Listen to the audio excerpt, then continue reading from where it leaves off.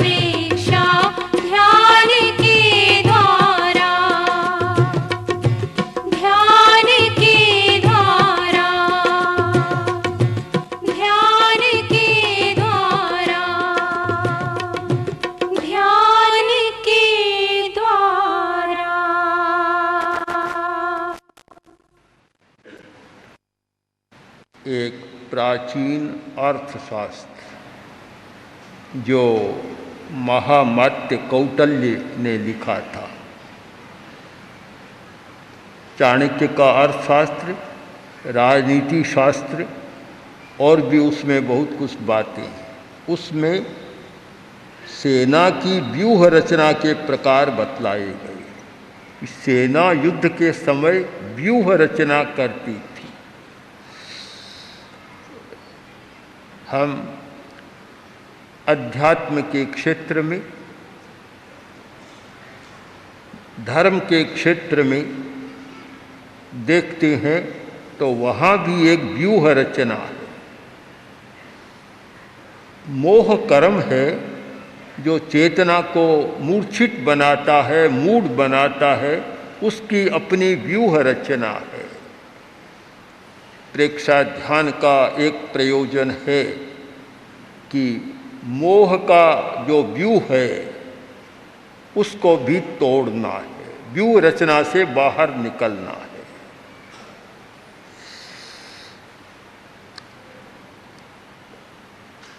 जो व्यूह रचना है उसका संचालन करने वाले दो हैं, अहंकार और ममकार। ये दो उसका पूरा संचालन करते हैं और सारा व्यूह उनके अधीन बना हुआ है, अहंकार और ममकार।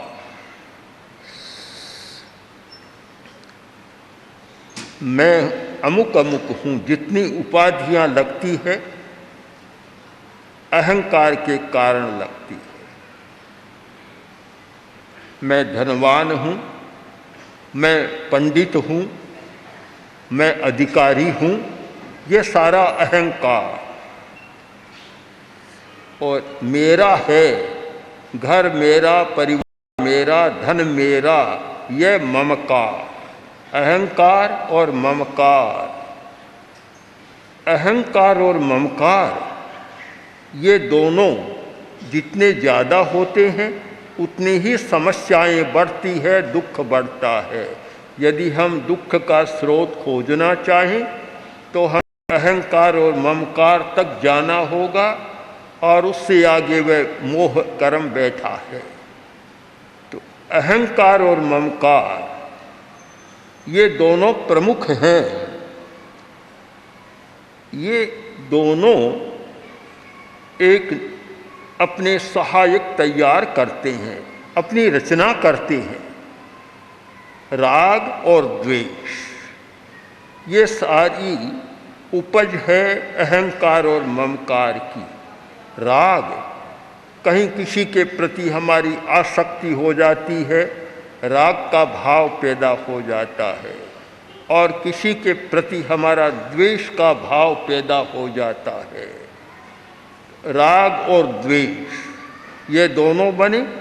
जब राग और द्वेष हैं, उनका अपना संसार है और वे भी अपनी सृष्टि का निर्माण करते हैं, और उनकी सृष्टि का उत्पाद है कषाय और नो कषाय, क्रोध, मान, माया, लोभ।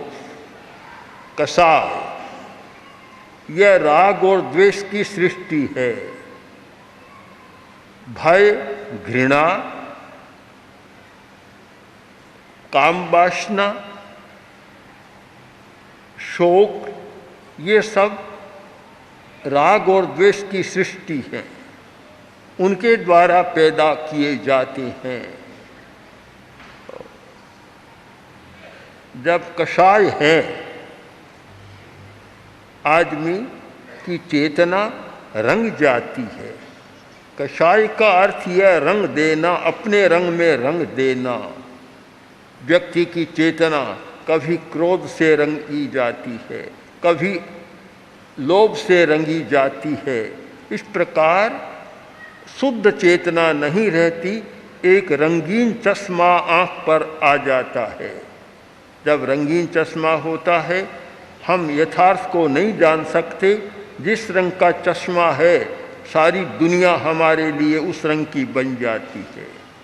तो कषाय का काम है चेतना को रंग देना, और जब कषाय है तो कषाय से फिर योग की प्रवृत्ति होती है। योग, कषाय से योग यानी मन वचन काया की प्रवृत्ति।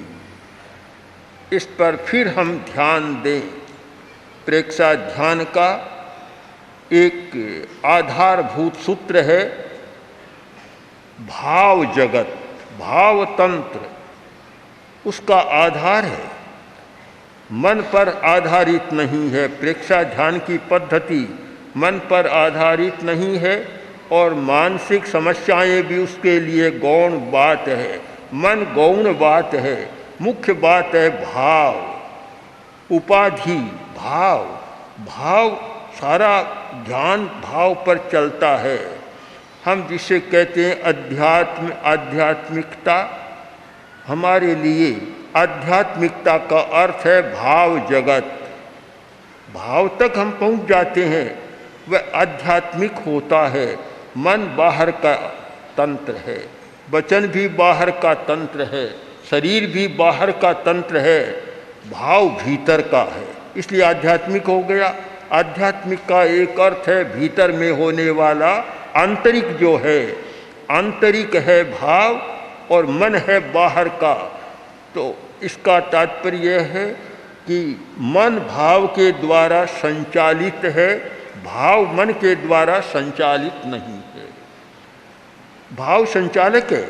अब पूरे क्रम को आप देख लें कि अहंकार, ममकार, राग द्वेष, कषाय, नो कषाय और फिर योग यानी मन वचन काया की प्रवृत्ति। मन वचन काया ये भाव का कार्य तंत्र है।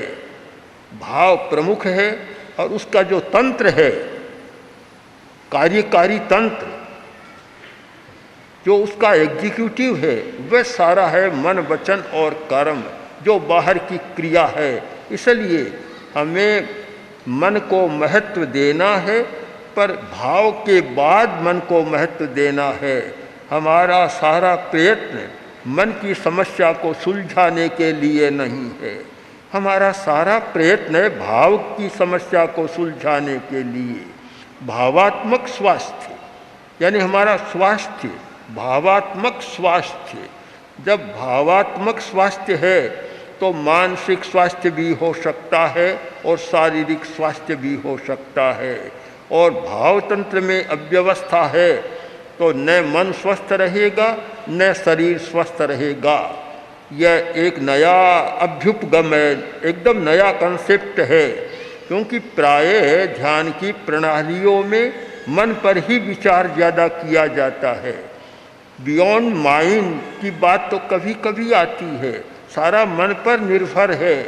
प्रेक्षा ध्यान का मूल आधार है भाव जगत, भाव तंत्र और भाव तंत्र का परिष्कार। ये प्रेक्षा ध्यान का स्वरूप है।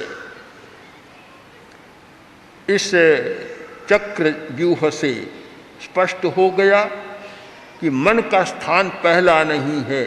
पहला स्थान है अहंकार और ममकार का, दूसरा स्थान है राग और द्वेष का, तीसरा स्थान है कषाय और नो कषाय का। यह सारा भाव जगत हमारा भाव तंत्र है। और इसके बाद स्थान आता है मन का, योग का, यानी मन का, वाणी का और शरीर का, इनकी प्रवृत्तियों का स्थान आता है। ये हमारे बाहरी तंत्र हैं। मन, वचन और शरीर ये सब बाहर के हैं, भीतर के नहीं है, आंतरिक हैं। भाव जगत, हमें भाव को ठीक समझना है। भाव एक भीतर से आने वाला चेतना का स्पंदन है, एक वाइब्रेशन जो भीतर की चेतना से आता है और सूक्ष्मतर शरीर के प्रकंपन आते हैं, तब भाव का निर्माण होता है। हमारा कर्म शरीर जो सूक्ष्मतर शरीर है, उसके प्रकंपन तेजस शरीर में, हमारा एक तेजस शरीर, इलेक्ट्रिकल बॉडी हमारे भीतर है, विद्युत शरीर जिसके द्वारा सारा हमारा संचालन हो रहा है। उसके पास उस सूक्ष्मतर शरीर कर्म शरीर के स्पंदन प्रकंपन आते हैं, और वे प्रकंपन जब हमारे मस्तिष्क में आते हैं तब वहाँ भाव का निर्माण होता है, एक भाव आकार लेता है, और उसका स्थान अगर हम ठीक पहचान कर सकें जैसा हमने किया है, हमारे मस्तिष्क का जो लिम्बिक सिस्टम का एक भाग है हाइपोथैलेमस, जो मस्तिष्क का भाग है, वहाँ वे प्रकंपन आते हैं और वहाँ भाव संवेदना का निर्माण होता है, और वह भाव फिर मन को संचालित करता है। इसलिए प्रेक्षा ध्यान का मूल आधार है भाव तंत्र। भाव तंत्र का परिष्कार करना, उसका सम्यक नियोजन करना। तो भाव का नियोजन, अब जब भाव दोनों प्रकार का हो सकता है, नकारात्मक भी और सकारात्मक भी, दोनों प्रकार का। भीतर से आने वाले प्रकंपन अगर अशुभ है तो भाव अशुभ बन जाएगा, नकारात्मक बन जाएगा, और भीतर से आने वाला प्रकंपन शुभ है तो भाव सकारात्मक विधायक पॉजिटिव बन जाएगा। यहाँ से दो धाराएं बन गई, एक नकारात्मक भावधारा, एक सकारात्मक भावधारा। मन शुभ भी होता है, अशुभ भी होता है। यदि मूल पूछा जाए मूल क्या है, मूल तो मन अच्छा या बुरा हम नहीं कह सकते। यदि अशुभ भाव के द्वारा मन संचालित है तो मन अशुभ बन जाएगा, और शुभ भाव के द्वारा संचालित है तो मन शुभ बन जाएगा। हम मन को माने कि मन अपने आप में कुछ नहीं है, पंखा चल रहा है। अब हम पूछें कि ये ताड़ियाँ चल रही है, अपने आप में गति है क्या? इनकी कोई अपने आप में गति नहीं है। जो करंट आ रहा है, विद्युत का प्रवाह आ रहा है और संबंध है, और स्विच ऑन किया और पंखा चलने लग गया। हम मन को पंखे की ताड़ियों के रूप में देखें। मन अपने आप में संचालित नहीं है, भाव का करंट आता है, विद्युत भाव का प्रकंपन आता है, विद्युत प्रवाह आता है और मन संचालित हो जाता है, चलने लगता है। अगर वह शुभ भाव का आया तो अच्छे काम में मन लग जाएगा, अशुभ भाव का आया तो बुरे भाव में लग जाएगा। हम इस प्रक्रिया को आगे समझने का प्रयत्न करें कि अशुभ भाव का प्रकंपन भाव का आया, भाव अशुद्ध है तो मन हिंसा, झूठ, चोरी इन सब में प्रवृत्त हो जाएगा, वचन भी और शरीर भी। जब हिंसा में प्रवृत्त होता है तो कर्म का बंध होता है, और कर्म का बंध होता है तो पुनर्जन्म होता है। पुनर्जन्म का आधार है कर्म का बंध। पुनर्जन्म होता है तो फिर शरीर की रचना होती है, इंद्रियों की रचना होती है, और जब शरीर और इंद्रियां हैं तो इंद्रियां विषय का ग्रहण करती है, बाह्य जगत से संपर्क स्थापित करती है, विषय का ग्रहण करती है, फिर राग और द्वेष पैदा होता है, फिर कर्म का बंध होता है और फिर संसार का भ्रमण। यह है मोह व्यूह, मोह का व्यूह है, व्यूह रचना मोह की, सारी मोह की व्यूह रचना है। अब इससे छूटना है, इस व्यूह से बाहर निकलना है, तो हमें कहाँ किसको पकड़ना, प्रहार किस पर करना होगा? प्रथम मूल बिंदु को कहाँ पकड़ना होगा? मूल बिंदु को पकड़ें, उसे पकड़े बिना हम प्रहार की बात को नहीं समझ सकते। हम किस बात को पकड़ें?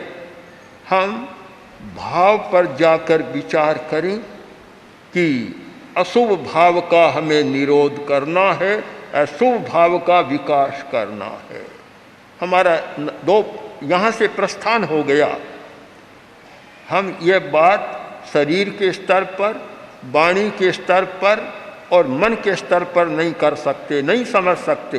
परिवर्तन जो होगा वह भीतर से होगा, भीतर में जाना होगा और भाव जगत में जाना होगा और भाव तंत्र का परिष्कार करना होगा। भाव तंत्र का परिष्कार करें तो फिर धारा बदल जाएगी। अशुभ भाव की धारा चलती थी, हिंसा, झूठ, चोरी, एक रास्ता अलग हो गया, एक श्रेणी अलग हो गई।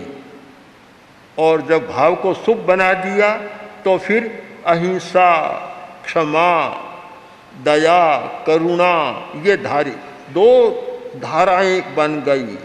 एक धारा हिंसा, असत्य आदि की ओर जाती है और एक धारा अहिंसा, सत्य आदि की ओर जाती है। इसलिए मूल बिंदु को पकड़ने का प्रयत्न करें। ध्यान करने वाला व्यक्ति, अध्यात्म की साधना करने वाला व्यक्ति, धर्म की आराधना करने वाला व्यक्ति जब तक इस मूल बिंदु को नहीं पकड़ेगा तब तक उसकी धर्माराधना भी सम्यक नहीं हो सकेगी और ध्यान की बात भी नहीं हो सकेगी। प्रहार कहाँ करना बड़ी महत्व की बात होती है। एक व्यक्ति आ रहा था, कार में था, कार चल रही थी, रास्ते में कार खराब हो गई। अब अकेला व्यक्ति था, मालिक स्वयं ड्राइव कर रहा था, ड्राइवर कोई था नहीं पास में, कार खराब हो गई। अब कोई आसपास में गांव भी नहीं था, जंगल का मामला।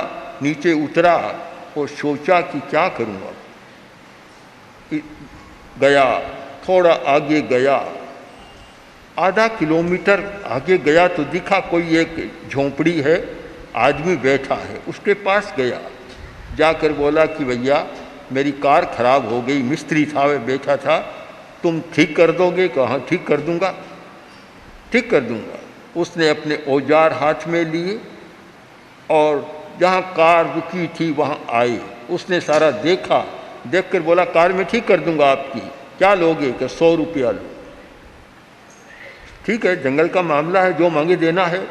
उसने कहा ठीक है, ठीक कर दो तुम, ये लो 100 रुपया। उसने हथौड़ी हाथ में ली और इंजन पर एक चोट की और कार चालू हो गई। तब मालिक बोला कि तूने मुझे ठग तो लिया।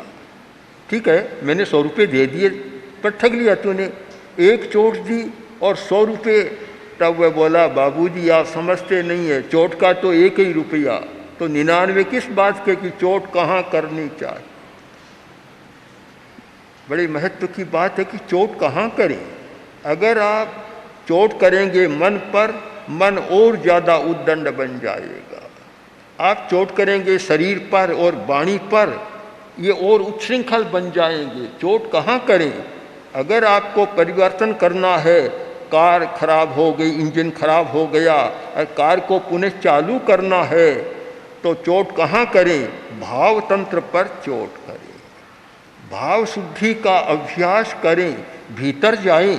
हम कहते हैं भीतर जाओ, भीतर जाओ। भीतर जाने का मतलब भीतर में कोई 10-20 किलोमीटर का स्थान तो है नहीं, कहाँ भीतर जाओगे? आखिर शरीर का कितना है? 1 फुट, कोई भारी हो तो 2 फुट के भीतर आ जाएगा। और भीतर जाए कहाँ? हर बार बार सुझाव देते हैं भीतर जाओ, भीतर जाओ, भीतर जाओ। भीतर जाने का मतलब शरीर पर मत रुको, वचन पर भी मत रुको, मन पर भी मत रुको, भाव तंत्र तक पहुँचो, वहाँ तक जाओ। वहाँ जाओगे तो तुम्हारी समस्या का समाधान होगा। और मन पर ही अटक गए तो मन तो स्वयं बंदर है, चंचल है, वह तुम्हारी समस्या का समाधान कैसे करेगा? जो स्वयं चंचल है, जिसमें स्वयं स्थिरता नहीं है, वह समस्या को कैसे सुलझाएगा? भाव तंत्र तक जाओ और भाव तंत्र को देखो और फिर उसका परिष्कार करो। चोट वहाँ करो, चोट भाव पर करो तो तुम्हारा काम ठीक होगा, काम चालू हो जाएगा। हमें अंतर जगत में प्रवेश पाना है।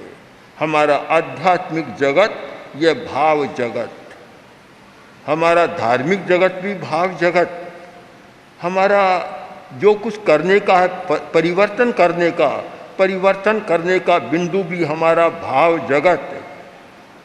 इसलिए प्रेक्षा ध्यान की प्रणाली में मन को मुख्य नहीं माना गया है। यहाँ मुख्यता है भाव तंत्र की, भाव तंत्र का परिष्कार, जो शांति केंद्र, ज्योति केंद्र और ज्ञान केंद्र, इन तीन चैतन्य केंद्रों पर ध्यान का प्रयोग कराया जाता है। ये सारे भाव तंत्र के परिष्कार के तंत्र हैं। यहाँ भाव तंत्र का परिष्कार होता है। ज्योति केंद्र पर ध्यान किया जाता है, क्रोध संतुलित हो जाता है। क्रोध एक भाव है, क्रोध संतुलित हो जाता है। क्यों कि ये हमारा स्थान जो कपाल का स्थान है, अग्र मस्तिष्क का स्थान है, यह इमोशनल एरिया है, कषाय का क्षेत्र है। यहाँ से कषाय व्यक्त होते हैं। और जब यहाँ हम सफ़ेद रंग का ध्यान करते हैं, पूरे ललाट पर सफ़ेद रंग का ध्यान करते हैं, तो हमारे कषाय शांत होते हैं, क्रोध शांत होता है और भी अनेक भाव शांत होते हैं। यह भाव तंत्र के परिष्कार का शांति केंद्र पर ध्यान करते हैं। यहाँ भी भाव शांत, उत्तेजना के भाव हमारे शांत होते हैं। और ज्ञान केंद्र पर ध्यान करते हैं तो सारा कषाय और नौ कषाय को शांत करने की प्रक्रिया है। इन तीन चैतन्य केंद्रों पर ज्योति केंद्र, शांति केंद्र और ज्ञान केंद्र पर ध्यान किया जाता है। कषाय और नौ कषाय शांत होते हैं और भाव तंत्र का परिष्कार होता है। नीचे के हमारे जो चैतन्य केंद्र हैं, चाहे दर्शन केंद्र अंतर्दृष्टि के जागरण का माध्यम बनता है, इंट्यूशन का पावर का विकास होता है, पर भाव तंत्र का परिष्कार वहाँ नहीं है। भाव तंत्र के परिष्कार के लिए ये सारा भाग हमारा मस्तिष्क का है, वहाँ से होता है।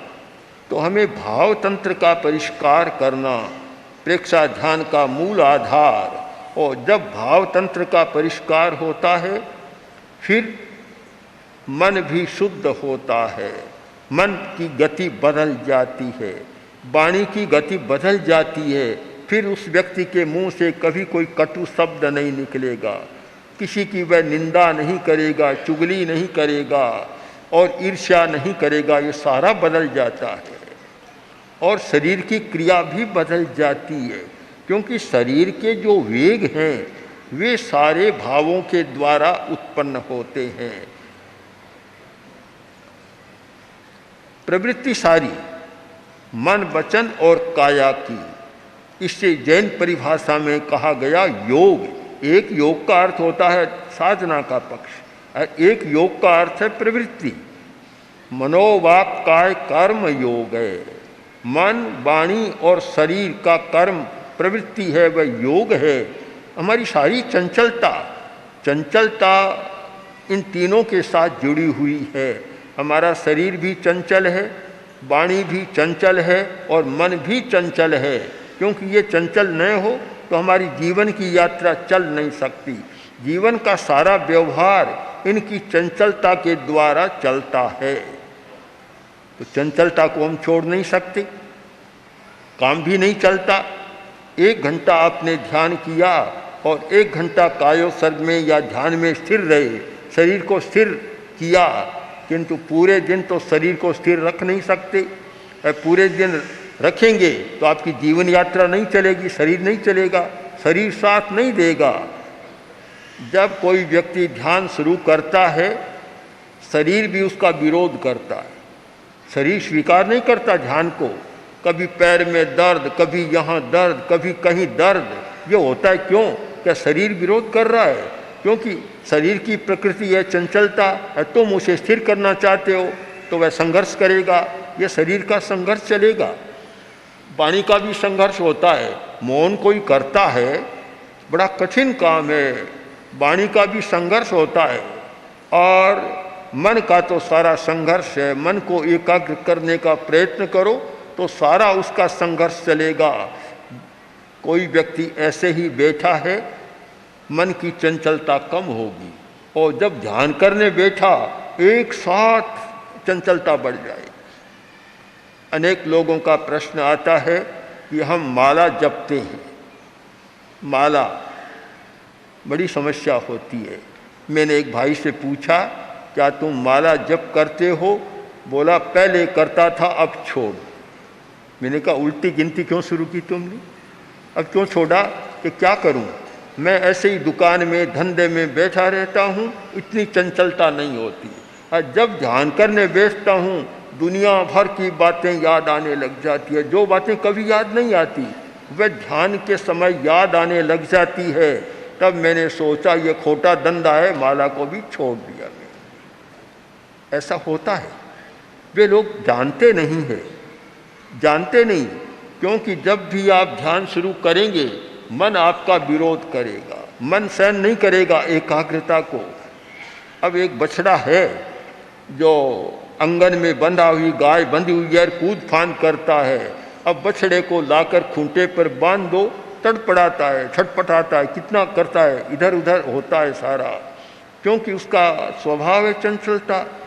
तो हम मान लें कि हम ध्यान का अभ्यास कर रहे हैं, प्रकृति के विरुद्ध जाने का प्रयास कर रहे हैं। प्रकृति के विरुद्ध, तीनों की प्रकृति है चंचलता की, और हम उसके विरुद्ध काम कर रहे हैं, तो वे स्वभावतः ही लड़ेंगे, शायद स्वीकार नहीं करेंगे।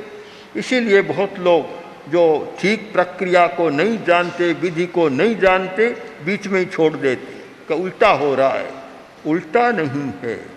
मैंने उस भाई से कहा, तुमने कभी गांव देखा है, छोटा गांव, और गांव के बाहर कूड़े का ढेर होता है, जिसे अकूड़ा कुछ कहते हैं, कूड़े का ढेर होता है, वह जमा हुआ पड़ा है, गंदगी नहीं आती, पास से कोई निकलेगा बदबू नहीं आएगी, दुर्गंध नहीं आएगी। और उसको साफ करने का प्रयत्न करो, जैसे ही सफाई करो एकदम बदबू आ जाएगी। तो भले आदमी, तुमने जब करना शुरू किया तो तुम्हारी भीतर जो कूड़ा करकट गंदगी जमी हुई थी वह जब एक बार उखड़ेगी तो बदबू आएगी, चंचलता ज़्यादा बढ़ेगी। उससे घबराने की ज़रूरत नहीं है। अगर घबरा गया तो वह दब गया, और नहीं घबराया तो आखिर में मन भी स्वीकार कर लेगा, भी चलो कोई बात नहीं, तुम्हारी इतनी इच्छा है तो मैं भी शांत रहूँगा। वाणी भी शांत हो जाएगी और शरीर भी स्थिरता को मान लेगा। मैंने देखा, हमारा एक शिविर था जैन विश्व भारती में, बम्बई के काफ़ी लोग आए हुए थे। एक बहन आगे बैठी थी, गद्दे नीचे प्लास्टिक के बिछे हुए थे। उसने 1 घंटा के प्रयोग काल में 60 बार आसन बदला होगा, और वह गद्दों की आवाज़ आ रही थी, बार बार फड़ फड़ आवाज़ आ रही थी। मैंने ध्यान के बाद कहा, अगर ऐसा चला तो दूसरे लोग ध्यान नहीं कर पाएंगे, फटफट की आवाज़ आ रही है, कैसे होगा? पर आश्चर्य की बात है, 2-3 बार अभ्यास किया और दूसरे दिन 1 घंटा में 1 बार भी आसन नहीं बदला। शरीर से समझौता हो गया। हमें ध्यान के समय शरीर से भी समझौता करना है, वाणी से भी समझौता करना है, और मन से भी समझौता करना है।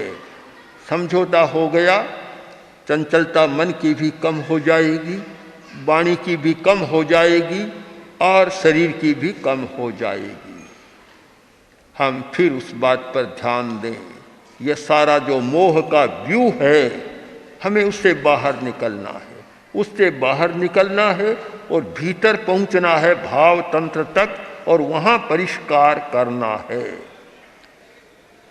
भाव और स्वास्थ्य का बहुत गहरा संबंध है, बहुत गहरा संबंध। बीमारी आने के कई स्रोत हैं। एक बीमारी बाहर से आती है, सर्दी का मौसम आया, समस्या पैदा हो सकती है, कोई बीमारी आ सकती है। गर्मी का ज़्यादा मौसम आया तो उसमें भी बीमारी हो सकती है। ये सब आगंतुक बीमारियां, आगंतुक रोग हैं। आदमी चल रहा है, चोट लग गई, गिर गया, चोट लग गई, ये कोई मूल बीमारी नहीं है, यह भी एक प्रकार से आगंतुक बीमारी है। कोई जर्म्स का, वायरस का प्रकोप हो गया, आदमी बीमार हो गया, यह भी बाहर से आने वाली बीमारी है। कुछ बीमारियां ये बाहर से आने वाली है और कुछ बीमारियां हमारे भीतर से आती है। भीतर से जो बीमारियां आती है उनका संबंध है भाव जगत के साथ, भाव तंत्र के साथ, और जो बड़ी बीमारियां आती है वे भीतर से आती है। मेडिकल साइंस में भी आज ये बहुत स्पष्ट स्वीकार किया गया है कि कैंसर, अल्सर आदि आदि जो बड़ी बीमारियां हैं वे साइकोसोमेटिक बीमारियां हैं। वे शारीरिक बीमारियां नहीं है, वे मनोकायिक बीमारियां हैं, वे साइकोसोमेटिक डिजीज है, भीतर से आती है। वे साइकार करते हैं मनोकायिक बीमारियां। अगर इसका ठीक अनुवाद किया जाए साइकोसोमेटिक का, तो साइको का होना चाहिए भावकायिक बीमारियां। साइको का अनुवाद ठीक मन नहीं है। फ्रायड ने माइंड का प्रयोग किया था, किंतु युंग जो उनके बाद हुआ और उनका साथी भी था, युंग ने मनोविज्ञान के क्षेत्र में बहुत सूक्ष्म काम किया। उन्होंने कहा कि हमारी चेतना के दो स्तर हैं, एक माइंड और माइंड से आगे है साइक। हम माइंड तक अटक जाते हैं, माइंड कोई हमारी अंतिम यात्रा नहीं है, मंजिल नहीं है, उससे आगे साइक। तो साइकोसोमेटिक यानी भावकायिक बीमारियां, ये ठीक अनुवाद उसका हो सकता है। तो बहुत सारी बीमारियां साइक से आती है, भीतर से आती है, भाव जगत से आती है। तो भाव जगत के साथ बहुत गहरा संबंध है बीमारी का। स्वास्थ्य का संबंध भी भाव जगत के साथ और बीमारी का संबंध भी भाव जगत के साथ। हम कुछ उदाहरण ले लें। एक व्यक्ति बहुत क्रोध करता है, बहुत क्रोधी है। अब क्रोध भाव है, भीतर का है। क्रोध का वेग बढ़ा और हृदय प्रभावित हो जाएगा। हृदय का कोई शत्रु है सबसे ज़्यादा, तो क्रोध नंबर 1 है। पहले नंबर का शत्रु है क्रोध। जब क्रोध की सीमा बढ़ती है हमारा हृदय प्रभावित हो जाता है। भय बढ़ा और हृदय भी, फुफ्फुस भी और यकृत भी, गुर्दा खराब हो जाता है। कुछ व्यक्ति कहते हैं हम नमक भी ज़्यादा नहीं खाते और चटपटी चीज़ें भी नहीं खाते, फिर उसका गुर्दा कैसे खराब हो गया। आहार भी एक कारण है बीमारी का, पर केवल आहार पर नहीं अटकना चाहिए। उससे भी ज़्यादा सूक्ष्म कारण है हमारा भाव तंत्र। यदि डरता ही डरता रहता है तो उसका गुर्दा खराब हो जाएगा, उस पर असर आता है। हमारे भाव का शरीर के अवयवों पर असर होता है और रोग पैदा होता है। और एक परस्पर संबंध है इनका कि शरीर का कोई अवयव रोगी बनता है, उसका हमारे भाव तंत्र पर असर आ जाता है। एक आदमी का यकृत, लीवर खराब है, लीवर खराब है, कलह करने वाला हो जाएगा। कलह बहुत करता है, लड़ाई झगड़ा कलह करता रहता है। अब कलह का कोई औषध उपचार तो है नहीं, दवा तो है नहीं, पर ध्यान दिया जाए अगर भाव तंत्र के आधार पर सूक्ष्म मीमांसा करें तो जो व्यक्ति ज़्यादा कलह करता है तो उसकी लीवर की जांच करा लेनी चाहिए कि लीवर ठीक काम कर रहा है कि लीवर में कोई गड़बड़ी है, क्योंकि लीवर कलह का बहुत बड़ा कारण बनता है। एक आदमी चिड़चिड़ा स्वभाव है, चिड़चिड़ा स्वभाव बन गया, जांच करनी चाहिए कि उसका लीवर कैसा है। एक व्यक्ति उदास होता है, बिना मतलब उदास हो जाता है, उदास रहता है, प्रसन्न नहीं रहता, प्रसन्न नहीं है तो भी जांच करनी चाहिए कि लीवर कैसा काम कर रहा है, लीवर का फंक्शन कैसा है, लीवर और स्प्लीन, तिल्ली दोनों ठीक काम कर रहे हैं, कैसे कर रहे हैं। अगर वे ठीक काम नहीं कर रहे हैं तो अकारण आदमी उदास बन जाएगा। प्रेक्षा ध्यान की मर्यादा में इन सब पर विचार किया गया कि हम स्वास्थ्य पर ध्यान दें, बीमारी पर ध्यान दें, तो केवल बाहरी कारणों पर ही अटक न जाएं। बाहरी कारण भी हो सकते हैं, पर हमारे शरीर के एक एक अवयव पर भी हमारा ध्यान जाना चाहिए कि कहाँ क्या हो रहा है। भाव में जहाँ भी थोड़ी गड़बड़ होती है तो समझ लो कि शरीर का अवयव कैसे काम कर रहा है, और शरीर के अवयवों में गड़बड़ होती है तो हमें ध्यान देना चाहिए कि हमारा भाव कैसे काम कर रहा है। दोनों का अन्योन्य संबंध, इंटरेक्शन, दोनों का परस्पर क्रिया, परस्परता है, एक दूसरे का संबंध जोड़ना। जो प्रेक्षा ध्यान के प्रशिक्षक बनते हैं उनके लिए तो इस विषय का ज्ञान करना बहुत आवश्यक है कि वे इस बात पर ध्यान दें कि व्यक्ति के स्वभाव में क्या है और स्वभाव अच्छा है या नहीं है। हमारा एक सूत्र बनेगा, प्रेक्षा ध्यान का सूत्र है कि संतुलित भाव स्वास्थ्य अच्छा, विचार अच्छा, असंतुलित भाव स्वास्थ्य खराब। भाव का संतुलन नहीं, बैलेंस नहीं है तो स्वास्थ्य बिगड़ जाएगा, और अवयव ठीक नहीं है तो भाव भी प्रभावित हो जाएगा।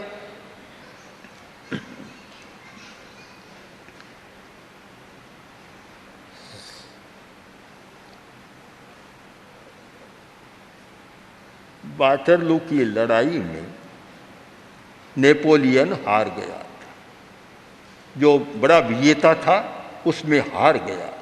उसकी जांच की गई, उस जांच के साथ एक डॉक्टरी रिपोर्ट भी है।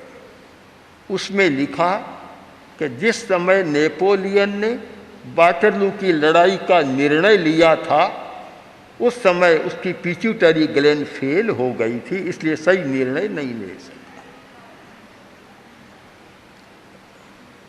हम इस बात को आगे बढ़ाएं तो इतना है कि पिट्यूटरी ग्लैंड विकृत हो जाती है, उस समय व्यक्ति निर्दय बन जाता है, ममता समाप्त हो जाती है, निर्ममत्व और निर्दयता उसमें आती है।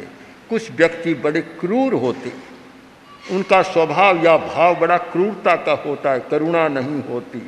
अब करुणा नहीं होती तो फिर वहाँ हमें करना चाहिए कि इसका पिट्यूटरी ग्लैंड कैसे काम कर रहा है, उसका फंक्शन कैसा है, ठीक है या नहीं है, इस पर ध्यान देना चाहिए। सारी चर्चा के निष्कर्ष को आप समझने का प्रयत्न करें कि प्रेक्षा ध्यान कोरा 1 घंटा बैठकर और मन को एकाग्र करने की साधना ही नहीं है।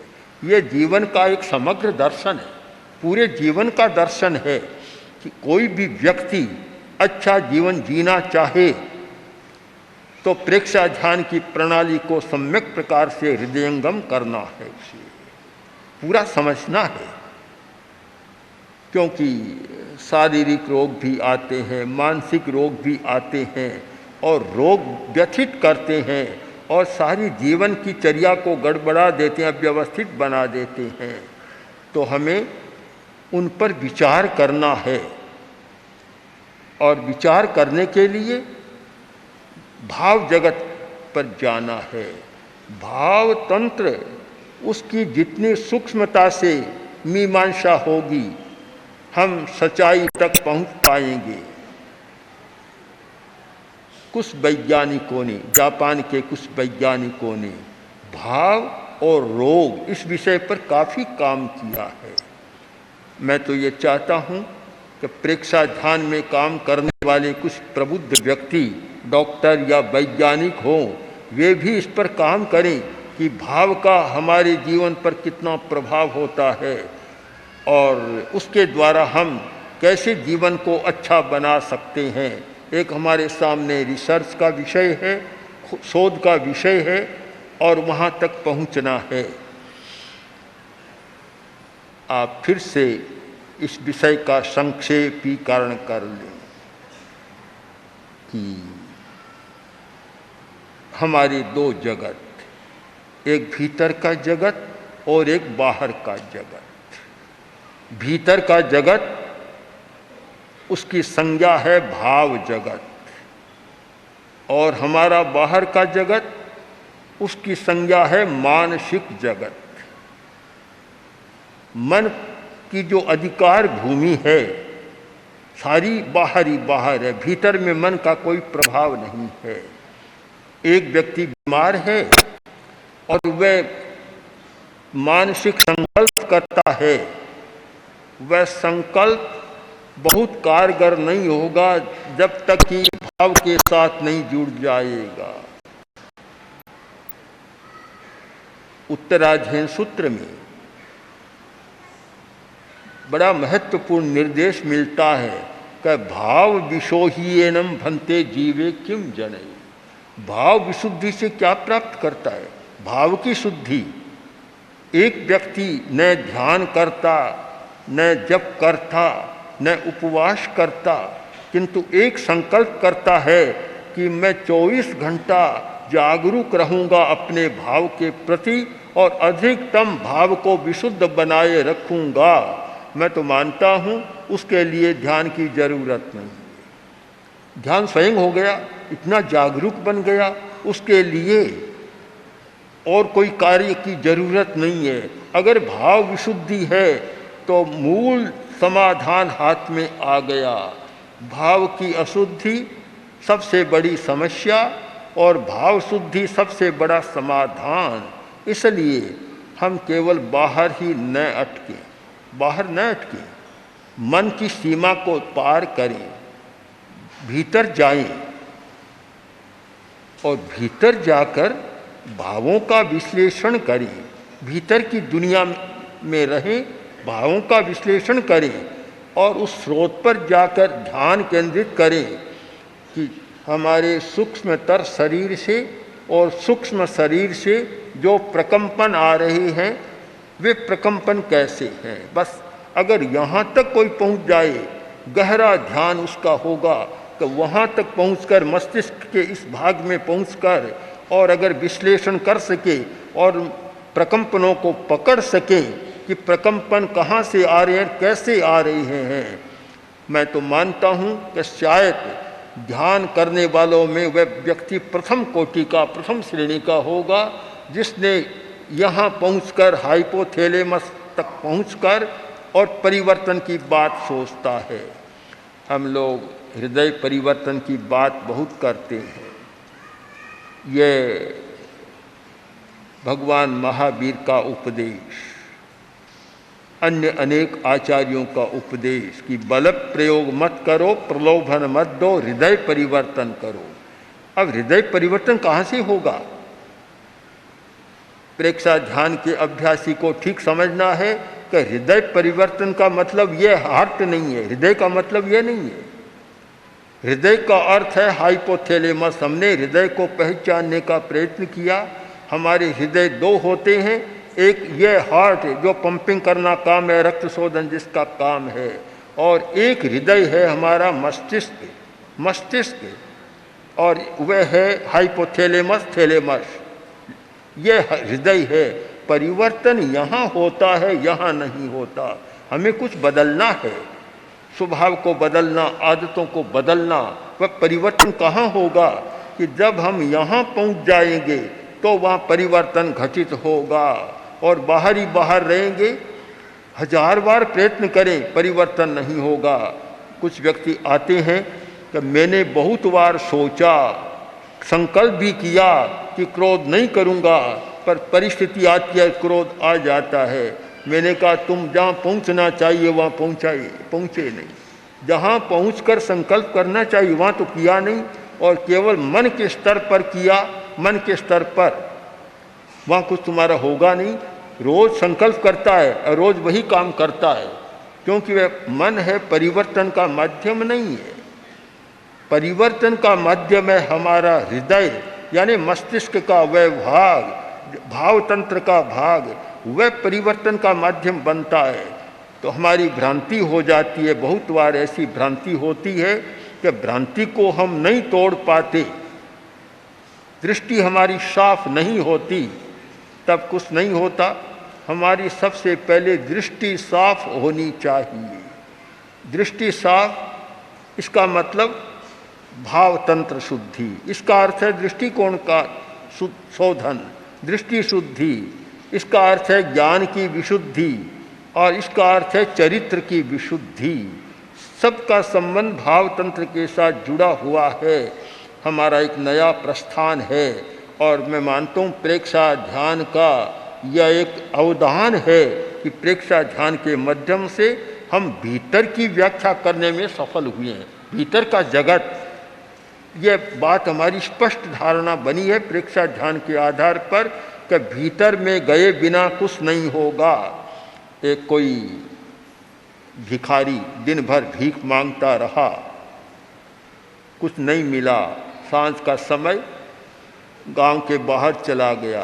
गांव के बाहर एक मठ था, सन्यासी लोग रहते थे।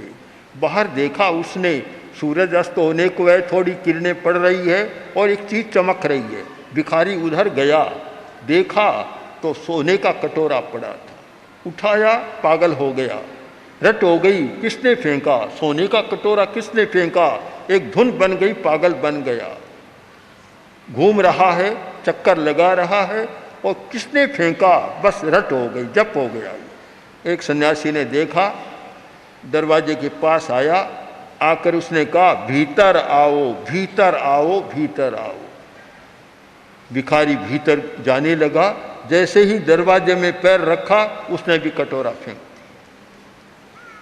जब तक बाहर था तब तक सोने का आकर्षण, और जब भीतर पैर रखा सोने का आकर्षण भी समाप्त हो गया।